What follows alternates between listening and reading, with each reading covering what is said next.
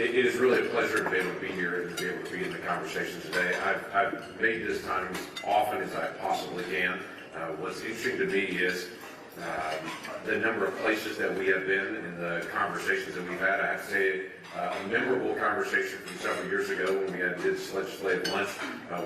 As some of you were there in the room, and this was not at this hotel, at a different place, and during the middle of my Q&A time, a water pipe broke and it started flooding the room. Do you remember that time? There's like a back corner of the room on it, and for those of you that hear, you're like, oh yeah, I remember that one.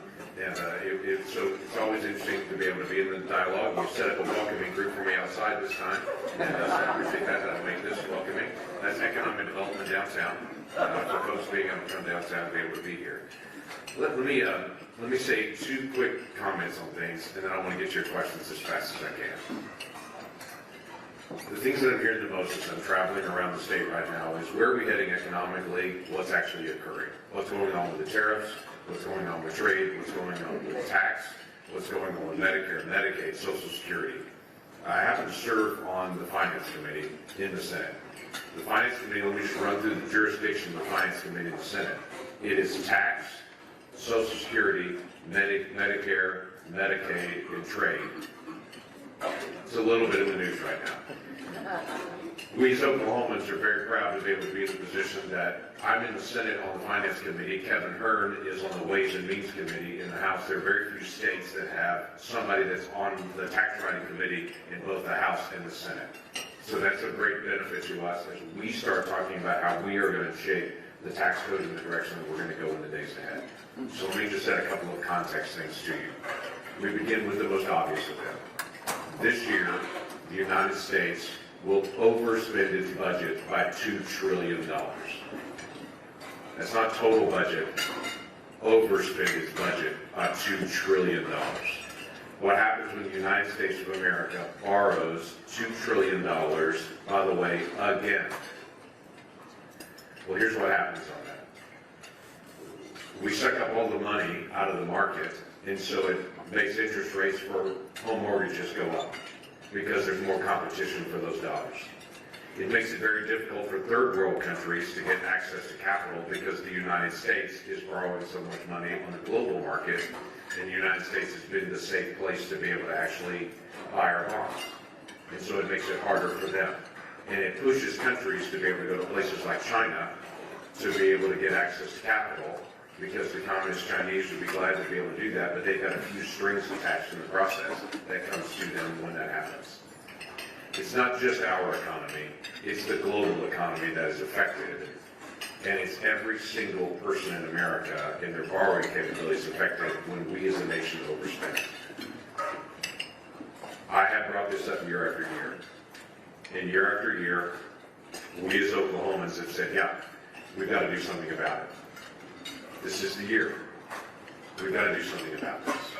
We have to find a way to be able to reduce spending. To tell you how far out of balance we really are right now, if we were spending the same amount that we did the year before COVID and had the revenue that we have now, so just take the revenue that we have now, all the tax income now, in the spending from the year before COVID, the United States would be in balance this year.